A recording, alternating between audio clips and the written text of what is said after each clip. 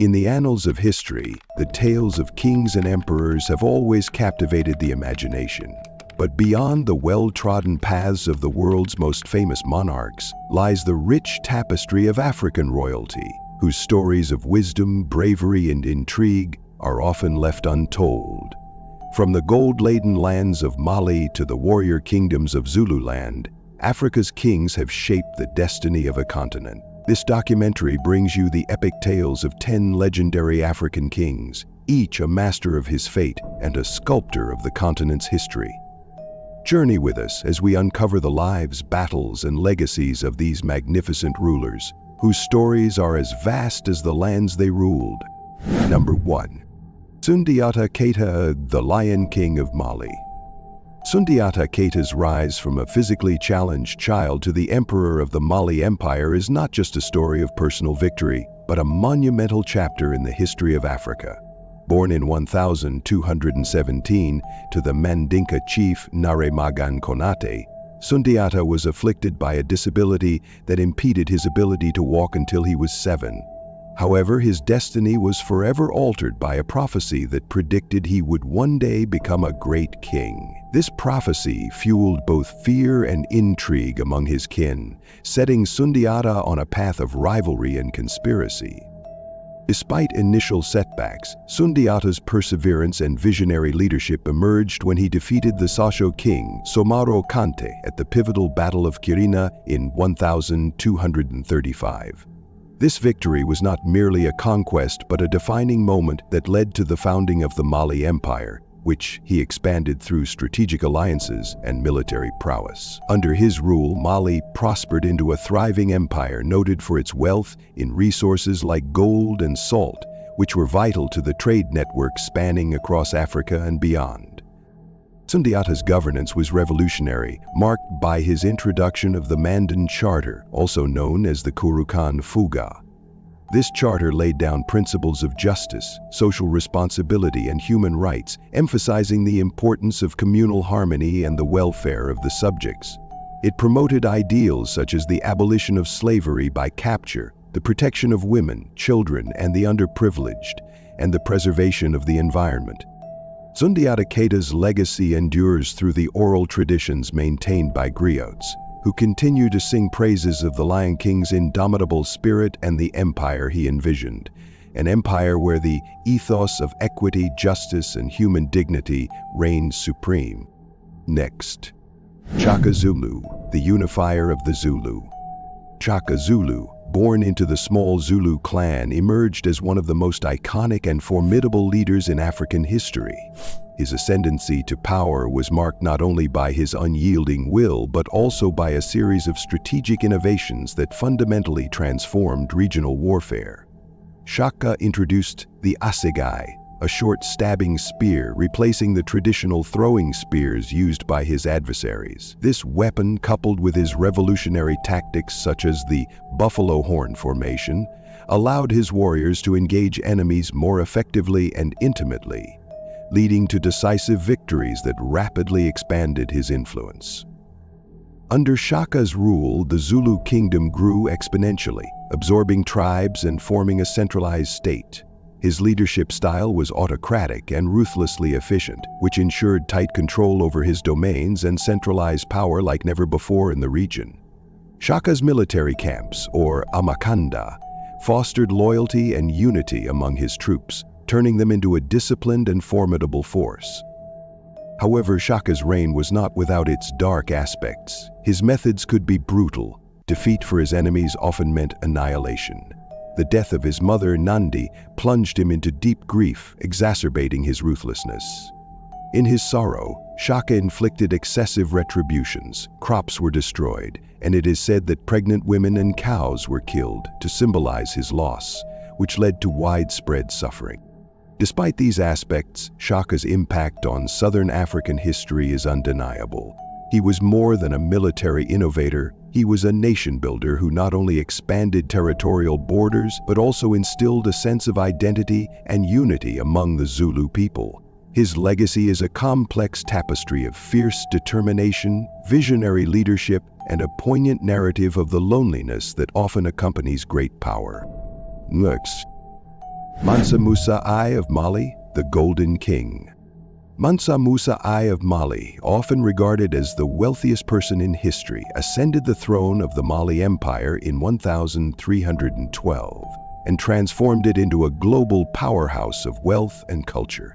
His reign is most famous for the legendary pilgrimage to Mecca he undertook in 1324, which showcased the staggering wealth of Mali to the broader Islamic world and beyond. Mansa Musa did not travel lightly. His caravan consisted of thousands of soldiers, officials, attendants, and camels loaded with gold. The scale of his procession and the amount of gold he distributed along the journey were so immense that they caused a notable inflation in Cairo, severely devaluing gold for several years. Beyond his pilgrimage, Mansa Musa was a visionary ruler who utilized his wealth to cultivate a realm rich in arts and academics. He established Timbuktu as a city of global repute, inviting scholars, architects, and artists to settle there. The University of Sankore in Timbuktu, built under his patronage, became one of the leading spiritual and intellectual centers in the Muslim world, attracting minds from across Africa and the Middle East. His investment in building mosques and learning centers across Mali helped foster an environment of educational flourishing and religious devotion, which would leave a lasting imprint on the region. Mansa Musa's rule not only highlighted the economic and cultural richness of Africa, but also demonstrated the interconnectedness of the world through trade and scholarship. His legacy is reflective of a period when the Mali Empire was synonymous with splendor and prosperity, making him a pivotal figure in African and world history. His actions laid the foundations for a period of wealth and knowledge that benefited not just Mali, but the entire world. Next, Ewuare the Great, architect of the Benin Empire. Ewuare the Great, often hailed as the transformative monarch of the Benin Empire, ascended to the throne in a period marked by turmoil and strife. His rise to power followed a series of military successes that not only quelled internal dissent but also expanded the empire's borders significantly. Under Ewuare's rule, from the mid-15th century, the Benin Empire experienced unprecedented prosperity and artistic flourishing, turning it into a beacon of power and culture in West Africa. Ewuare's reign is best remembered for his extraordinary contributions to the capital's urban fabric. He implemented extensive city planning projects that fortified the city and enhanced its sacred spaces and palatial complexes. The construction of the famous walls of Benin City, considered the world's largest earthworks, carried out prior to the mechanical era, was a feat of engineering that offered both defense and delineation of the burgeoning metropolis. Moreover, Ewuare was a great patron of the arts. He established guilds for various artisans, which led to a renaissance in Benin visual art famously known for its brass sculptures and intricately carved ivory tusks. These artifacts continue to be celebrated for their craftsmanship and beauty, providing insight into a society rich in ritual and royalty. His policies on governance reformed the political landscape, centralizing authority and expanding the roles of his chiefs and advisors to better manage the growing empire. Ewuare also instituted legal reforms that included the establishment of a judicial system to handle disputes among his people, further stabilizing and strengthening his reign. Ewuare the Great's legacy is not only in the material and cultural advancements he championed, but also in the enduring stability and prosperity he brought to the Benin Empire, marking the start of its golden age. His visionary leadership left an indelible mark on the history of Benin, celebrated for centuries to come. Next, Ezana of Axum, the converting emperor. Ezana of Axum stands as a pivotal figure in the history of the Horn of Africa, renowned for his transformative leadership and religious conversion, which marked a significant turning point for his kingdom. Ascending to the throne in the early 4th century, Ezana was initially a follower of indigenous religions. However, his conversion to Christianity, influenced by his tutor Frumentius, catalyzed Axum's emergence as a powerful religious center. Under Ezana, Christianity became the state religion, aligning Axum more closely with the Roman Empire and enhancing its political and trade relations. Ezana's reign was marked by both military conquests and diplomatic triumphs. His inscriptions, etched in stone, recount his victorious campaigns against various regions, including Nubia and the Arabian Peninsula, expanding Axum's influence across the Red Sea. These inscriptions not only celebrate his military prowess, but also demonstrate his role in spreading Christianity across his empire. Through these conquests, Axum controlled vital trade routes that facilitated the exchange of goods and ideas between Africa, the Middle East, and the Mediterranean, making it a significant trade hub of the ancient world. Moreover, Ezana's adoption of Christianity laid the foundation for the cultural and religious identity of the region, which has endured for centuries. His reign exemplifies how faith and leadership can intertwine to forge a lasting legacy, transforming Axum into a beacon of trade and religion that influenced the broader region politically, economically, and spiritually. Ezana's story is not just one of power, but also of profound cultural significance, illustrating the enduring impact of his decisions on the history of Ethiopia and beyond. Next, Osei Tutu, the founder of the Ashanti Empire. In the late 17th century, the landscape of present-day Ghana was a tapestry of competing city-states. It was Osei Tutu who emerged as a visionary leader, transforming this fragmented region into the cohesive and powerful Ashanti Empire.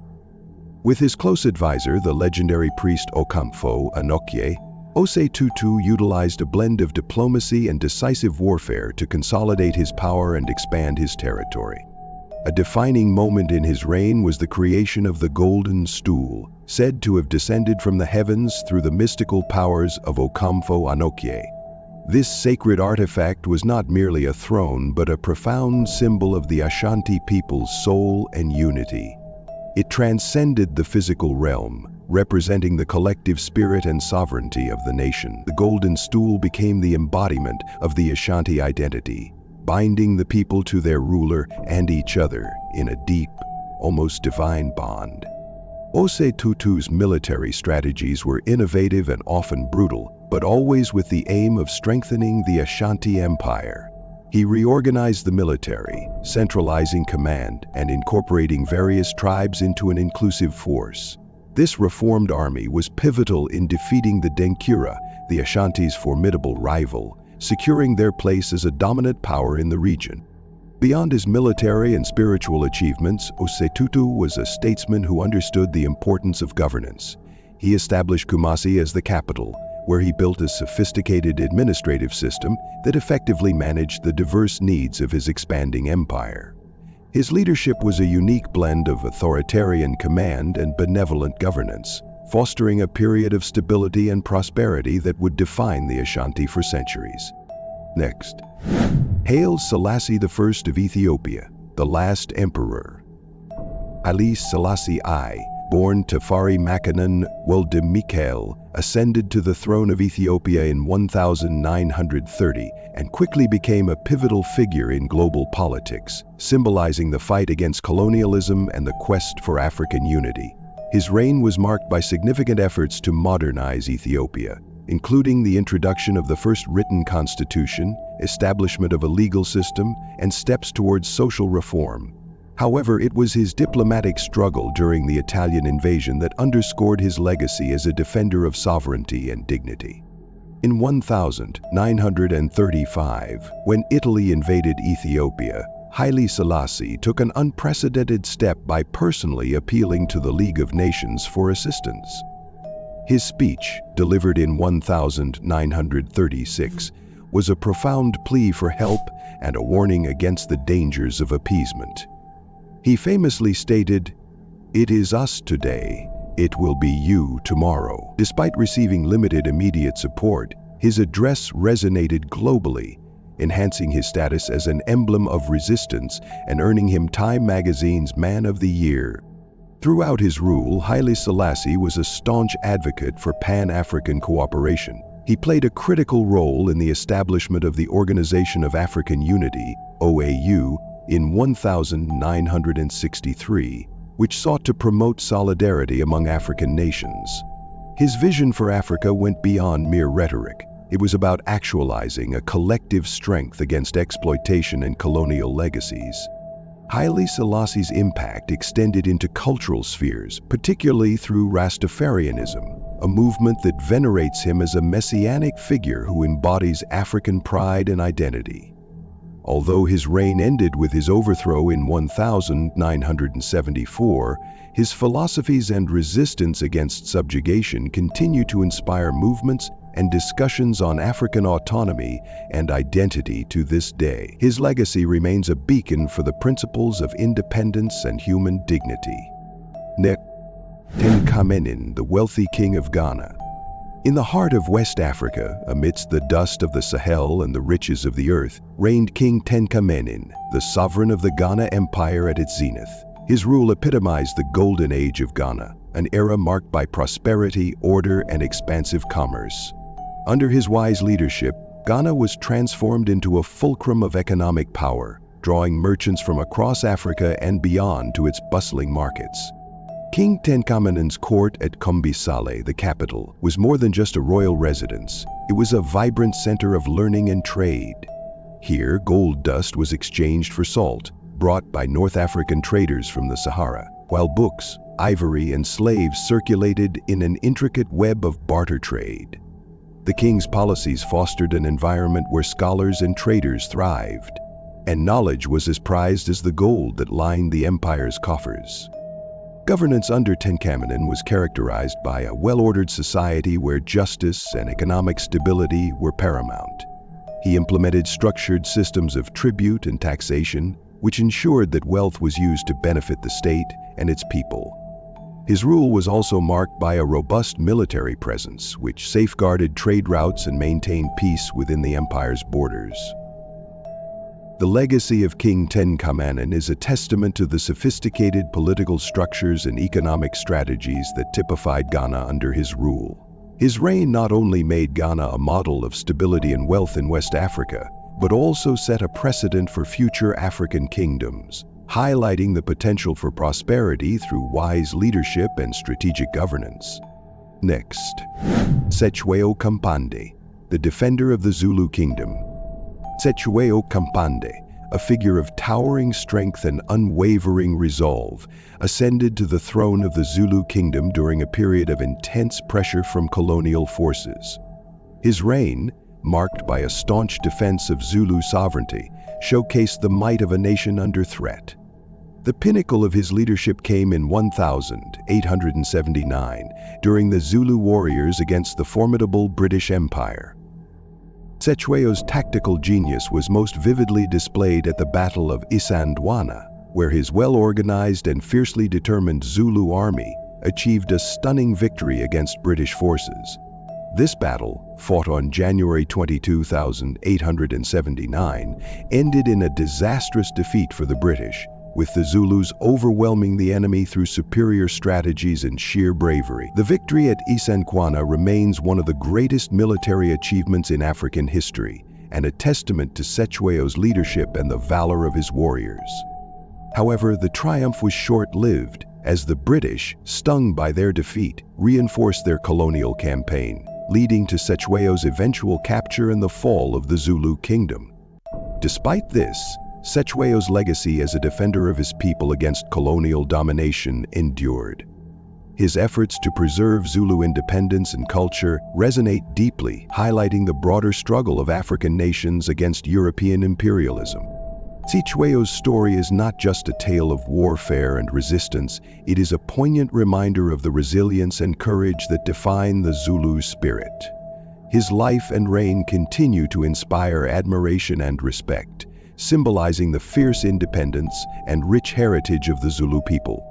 Next, Behanzin of Dahomey, the last great king.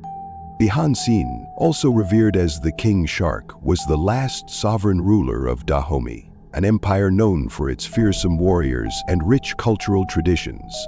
Ascending to the throne in 1889, during a period fraught with tension and the looming threat of European imperialism, Behanzin quickly established himself as a formidable leader determined to resist foreign domination. His reign was characterized by significant military engagements, notably against the French colonial forces eager to expand their West African territories.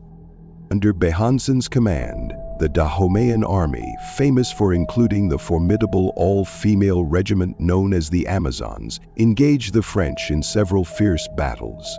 Despite being outgunned and outnumbered, Behanzin's forces managed to inflict substantial losses on the French, demonstrating his tactical ingenuity and the valor of his troops. His ability to mobilize and inspire his people was evident in the resilience and loyalty of his army, which continued to fight fiercely under his leadership. Beyond his military endeavors, Behanzin was a passionate protector of the cultural heritage of Dahomey. He understood the importance of cultural identity in maintaining the morale and unity of his people.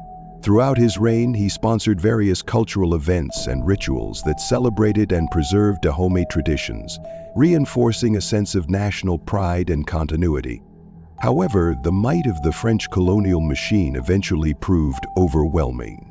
In 1894, after years of valiant resistance, Behanzin was captured and exiled to Martinique and later to Algeria. His exile marked a poignant end to Dahomey's sovereignty and a significant chapter in the colonial history of Africa. In exile, Behanzin continued to symbolize the struggle for freedom and the resilience of African heritage, leaving behind a legacy that would inspire future generations to fight for their independence and right to self-determination. As we reflect on the stories of these 10 legendary African kings, we are reminded of the rich tapestry of history that Africa offers to the world. These kings were not just rulers of their respective domains, they were architects of their civilizations, defenders of their people's freedom, and custodians of cultural legacies that resonate to this day. From Sundiata Keita's miraculous rise to Mansa Musa's golden pilgrimage, and from Shaka Zulu's military genius to Behanzin's defiant last stand, each king demonstrates the profound impact a single determined leader can have on history. Their stories are a testament to the resilience, wisdom, and spirit of Africa, providing not just a window into the past, but also lessons that are relevant in today's world. These narratives of triumph, struggle, and sometimes tragedy enrich our understanding of human history and underscore the importance of remembering and honoring our diverse heritages. If you're fascinated by the epic tales of valor, strategy, and legacy, and wish to explore more about these and other great figures in history, make sure to subscribe to Stories of Legends on YouTube. Here, we delve deep into the annals of history, bringing you well-researched, compelling documentaries that bring the past to life. Don't miss out on any of our upcoming journeys into the lives of those who shaped our world. Subscribe now, turn on notifications, and join us in the adventure of discovery and remembrance. Subscribe to Stories of Legends, where history meets compelling storytelling.